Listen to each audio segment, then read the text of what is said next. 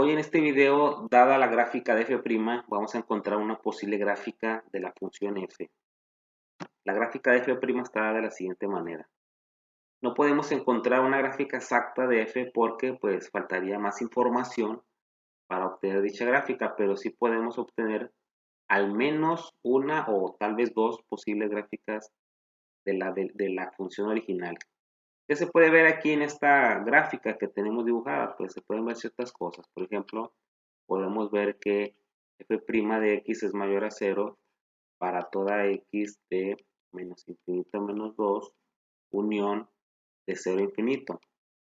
Por donde se encuentre encima del eje x, ahí va a ser positiva. ¿Sí? Hay un teorema de cálculo diferencial que me dice que la derivada es positiva. Si la derivada es positiva, entonces la función es creciente en esos mismos valores de x. Entonces f de x va a ser creciente. Y la derivada, según la gráfica, va a ser negativa, es negativa para toda x de menos 2 a 0. Entonces, ¿qué va a ocurrir en estos valores de x? Pues que la función que queremos graficar va a ser decreciente. Ya tenemos cierta información para comenzar a graficar nuestra función. Tenemos esta información y tenemos esta otra. Entonces, vamos a dibujar una gráfica que cumpla con estas características. Aquí tenemos los ejes coordenados, el eje X, el eje Y. Entonces tengo una función que crece, decrece y luego por acá vuelve a crecer. Aquí se supone que debe ser el menos 2. ¿Okay? Entonces, chequen que según las especificaciones dice de menos infinito a menos 2 es creciente. Aquí podemos ver. Va creciendo, creciendo hasta llegar aquí. De menos 2 a 0 va decreciendo, según lo que me dice por acá. Entonces aquí va decreciendo y luego finalmente de 0 a infinito va creciendo. Al inicio del video les comentaba que podría haber al menos una o incluso al menos dos gráficas posibles. ¿Por qué? Como podemos ver en la gráfica de f', f' de 0 no está definida, ¿sí? No existe. Hay un teorema de cálculo diferencial que me dice que si la función es derivable en un cierto valor, la función va a ser continua en ese valor, pero si la función no es derivable en cierto valor, puede suceder ya sea que sea continua o ya sea que sea discontinua. Aquí la gráfica que yo les dibujé, esta de aquí, pues la función no es continua en el cero, ¿sí?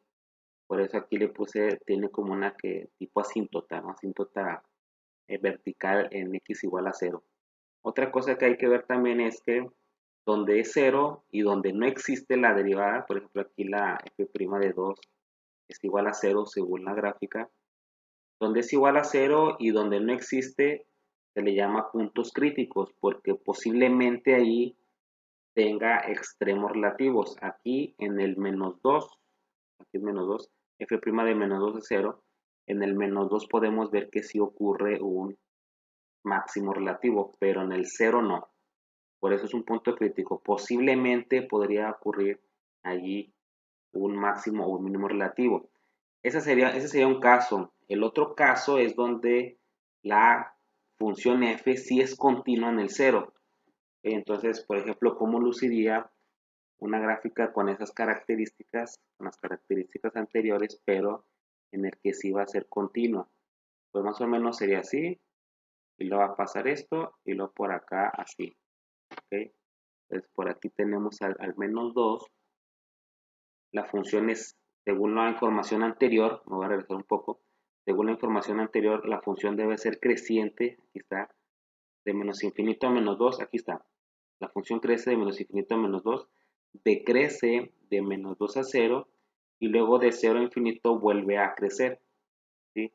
¿Cuál es la diferencia de esta gráfica y de la anterior? Pues que aquí en el 0 la función sí va a ser continua, pero chequen que aquí en el 0 se ve como que un cierto pico.